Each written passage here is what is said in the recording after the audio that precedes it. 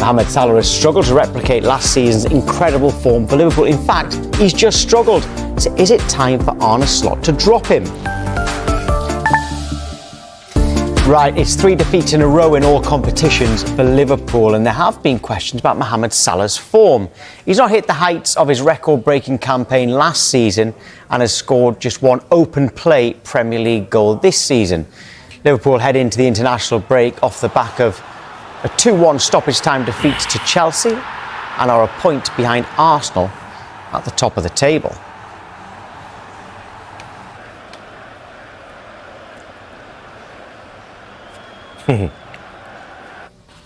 Yeah, Chelsea very much enjoying that last-minute goal. Right, Jamie O'Hara, the question is behind us. Is it time for Arne Slot to drop Mohamed Salah? I think that's really harsh to say, dropping him already. His numbers over the years have been unbelievable. He always puts up numbers. He hasn't started great, that's a given, and you want to see more from him. But to talk about dropping one of Liverpool's greatest ever players, I think it's incredibly harsh. There's been 7 games. He hasn't performed to the level that you expect him, but he's got so much credit in the bank. He makes things happen. There's a lot of other things I think at Liverpool where they haven't got Trent. Trent's not there to be giving him them balls down the side and getting him in and making them overlaps, to giving him the space to come inside. There's a lot of things I think is different with Liverpool this season. So he'll come good. He always does. His legs have not gone. That's a fact. When you start talking about a player, maybe his legs are gone, or is he on the way down? I don't think that's the case with Mohamed Salah yet. He hasn't started great, but he'll come good. We've got a voice note from Latvia. Let's see what he's had to say. As a Liverpool fan, I'm always going to love Mo Salah. At this current time, I think we should persist, but I feel like if there has not been a good performance within the first 60 minutes, then to definitely think about making a change, especially with AFCON happening later in the year. Yes, AFCON is coming up December and January. Yeah. It's on. So I guess what Latvia is saying, Jamie, is they need to learn how to play without him anyway. Well, they did that they've done that before, right? It's not like they haven't had this situation before with AFCON, and I think they've coped. And I think they've managed to play without him, but he's a massive part of the team. The problem is who comes in and plays there? He played Frimpong there the other day, and it was a disaster. It's just not. He's not what you want from, a Liverpool right winger. So I think that they've got an issue with Salah. If you are going to drop him, or you're going to leave him out and rest him, manage his minutes, who plays there at the same level? I don't think they've got that player. Yeah, we're going to get to a Liverpool fan in a moment. AFCON, of course, Africa Cup of Nations, by the way. But his form has dipped, there's no doubt about it. You say his legs haven't gone, he's still playing in the same position. Is it purely down to he's not used to the player who's behind him? Yeah, I think that takes time. I think it takes time. He's got a brand new player behind him. He started with Frimpong. He's got Szoboszlai there as well, who for me I think is wasted if you're playing him at a right back. But he's a different player. He's had years and years and years of having Trent there. He knows everything. As soon as Trent got his head up, he's on his bike, and he put him in constantly. Trent was one of the best assist players ever to play in the Premier League in terms of what he could do from his position. And Salah hasn't got that anymore. So, of course, his form's going to change. His runs are going to change. The way he plays is going to change, because Frimpong's a completely different player. I've noticed that, especially against Chelsea, Salah was getting the ball to feet a lot. I'm not used to seeing Salah get the ball to feet. I want to see Salah running in behind.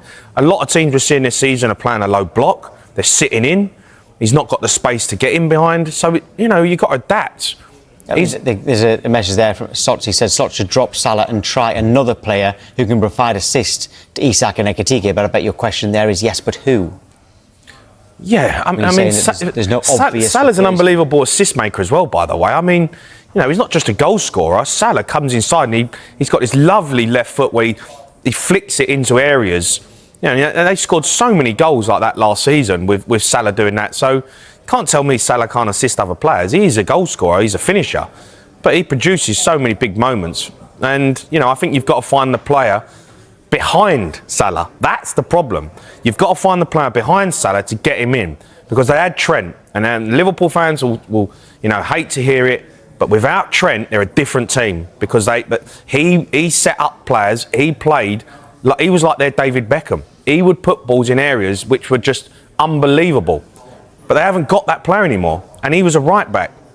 So now you've got to find the player who can put his strikers in, put his players in, you know, from that position. I don't think they've got it. So you've got to adapt the way you play.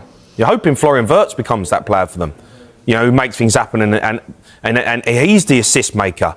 But he hasn't done the job yet. Liverpool supporter Abigail Rudkin joins us. Good morning to you, Abigail. First of all, a blunt question. Do you think Salah should be dropped? No, I don't, because the players around him aren't playing well enough either. At the end of the day, it's not like Mo is just having a terrible game after terrible game and everyone else around him's doing really well and we've got someone sat on the bench ready. Chiesa's not good enough to come in and play instead of Mo Salah. At the end of the day, Mo Salah is the only Premier League winner, Champions League winner that we've got as a forward there at the club right now. That is good enough. But Abigail, we have talked a lot. You've talked a lot. We all have about how much depth Liverpool have after the summer transfer window that they've just had. So although, yes, everybody has said you're one short at centre-back, no one said you were short in the forward areas. So if a player isn't performing, how can anybody say there's no one to come in for Mo Salah?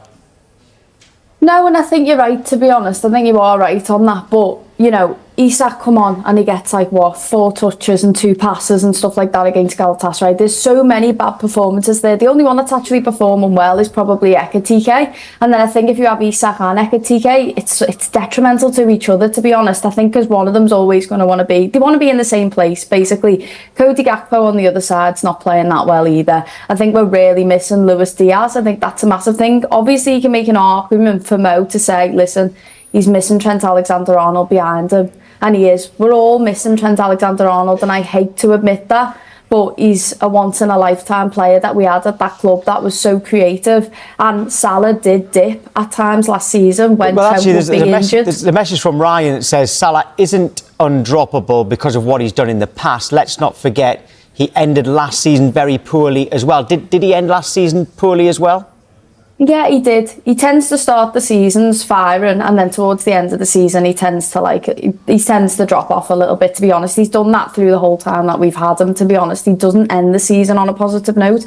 So I think there's a bit of a panic from the fan base now because he started this season where he left off the end of last season. But to be honest, I think there's a massive thing going on at the club at the minute that people are just overlooking, and I think that's the grief of all the players.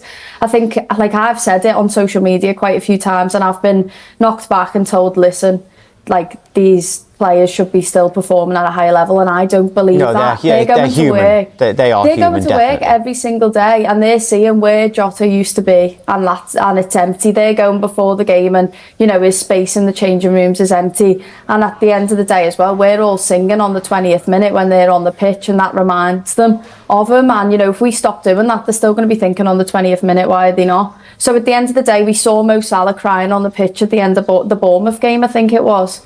These people are grieving and they're human, and I think it is like society's lacking empathy right now for these players to understand why they're performing badly. And listen, I'm not saying that's completely the reason why Mo's not performing well. I'm not saying that's what it is. I think there's too many new players around him. I think it's going to take a while for him to adapt. But at the end of the day, he's not going to perform any better with these new players in a new formation, all that sort of stuff, trying out new things with Arne Slot from the bench. He's tried and proven, you know, at the end of the day, you've got to play him. He's got to work in this. Abby, what have you made of Konate this season? Because I'm watching. I love Konate. I think he's been brilliant with Van Dijk. This season, it's been a strange start to the season for him. He's all over the place.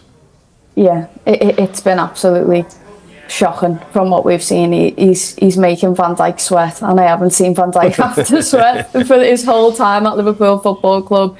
It's not good enough. It's rash decisions. It's not good enough, and it just makes me more frustrated that the club didn't go and try and get Mark Gahey earlier on in the window. I don't know why we didn't. I mean, I don't know if those discussions were already happening earlier on in the window, and it's just took to the last day for us to try and do it. And you know, we got everything we had to put through, and obviously Palace didn't want to give him up in the end. But it's just really frustrating, and it's just making me think in that January window, you've got to go and do it, especially with the young lad Leone getting injured. You can't.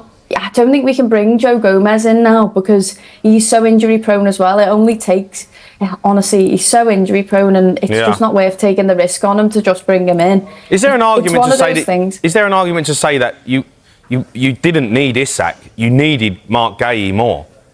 Yeah, no, I think that's spot on. I said that on social media. I said I think the most important one to get over the line today, this was the last day of the transfer window, was Mark Guéhi, because we were struggling, and now look, it's proven to be right. And I'm not saying I've lost all faith in Konate, but we've seen this last season with Trent Alexander-Arnold. His form dipped. To the moment your head's turned by another club, you're in the last season of your contract, you can just see that in him. And I don't know if that's just because you lose your fight, in this sort of game, because he's looking towards what he's got next, what he's got to look forward to at Real Madrid. Yeah, well, your if next he goes game, there. After this international break, of course, it is Manchester United at home, something to look forward to. Abigail, thank you. Thanks, Ab.